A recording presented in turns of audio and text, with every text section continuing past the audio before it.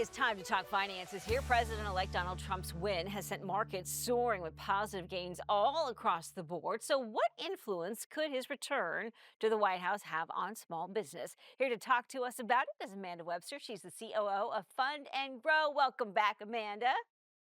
Thank you so much. So what specific policies from a Trump presidency could directly benefit small business?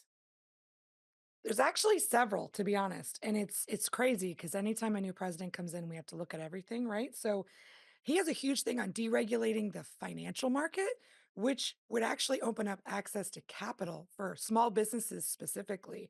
The tax relief in general, with tariffs, with the corporate tax stuff, with the extending tax cuts, not taxing overtime, things like that. All of that is going to infuse mostly into that small business sector. Yeah, no tax on tips. Gosh, there's a number of interesting ideas there. How might tax policies under Trump differ from the current policies, and what impact could they have on small business growth? So I think what his main drive is to bring manufacturing jobs and the car industry, the plants, those kind of things back into the US.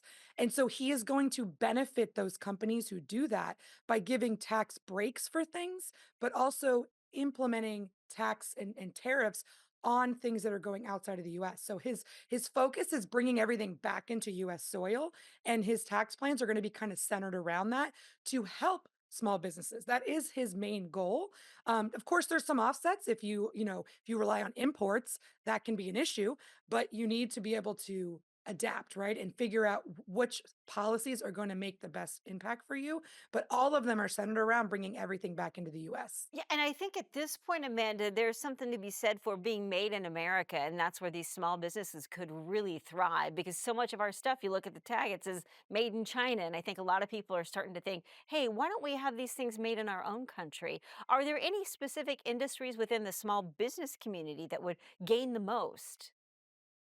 Yeah, I mean, it's definitely going to be the manufacturing production type industry, the construction industry, engineering and architecting. All of those ones are going to be kind of the biggest direct impact.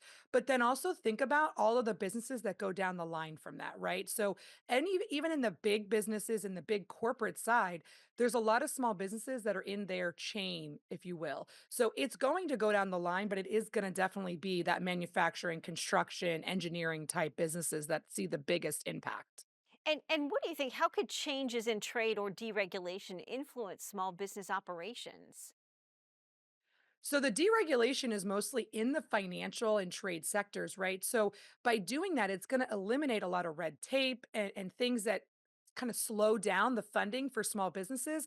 This is going to speed it up and make it easier for small businesses to get access to capital, which is the number one thing that they need right now, giving everything else. You're going to have to watch all the other things like inflation because it's going to keep kind of having a little bit of a bounce right now. But I think that that's going to be the biggest thing is it's going to open up abilities for them to get more capital, which is going to help them grow and get through this transition.